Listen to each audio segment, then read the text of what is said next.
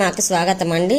నేను ముందు వీడియోలో ఉలవలు వేసి రసం పొడి తయారు చేసుకునేది చూపించినా కదండి.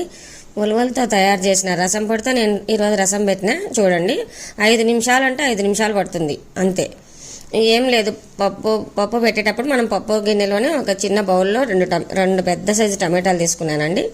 తీసుకున్న తర్వాత పప్పుతో పాటు దానాన్ని ఉడికించుకొని పక్కకు పెట్టుకున్న ఉడికిన 2 టమాటాలని కొత్తిమీర, కరివేపాకు, ఉప్పు వేసి బాగా స్మాష్ చేయాలండి.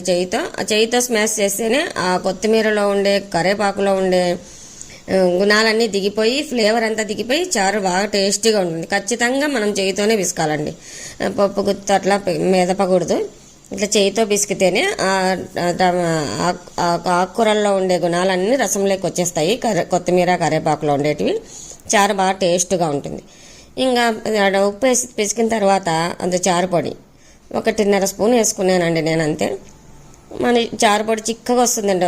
1.5 స్పూన్కే చారు చిక్కగా వస్తుంది. కొద్దిగా బెల్లం వేసుకోండి. బెల్లం ఇష్టం లేని వాళ్ళు వేసుకోవద్దండి.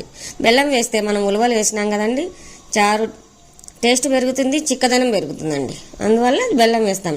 చారు చిక్కగా నేను చూపిస్తా చూడండి. తెరిలిన తర్వాత ఎంత చిక్కగా వస్తుంది, ఎంత కలర్ఫుల్గా రసం ఎంత బాగుంటుంది చూడు. బ్యాల్లే వేయాల్సిన అవసరమే లేదు.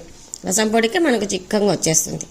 ఇంకా పోపు పెట్టుకొని చారు తెరిలిన తర్వాత పోపు పెట్టేసుకున్నామనుకో, గుమలాడే మిరియాలు, ఉలవలు అన్నీ వేసినాం కదండి. ఉలవల రుచి అన్నం తిన్న తర్వాత చెప్పండి ఎంత బాగుంటుందో. అదే చూడండి ఎంత చిక్కగా వచ్చిందో. పూర్తిగా తయారైంది చూడండి ఎంత బాగుందో.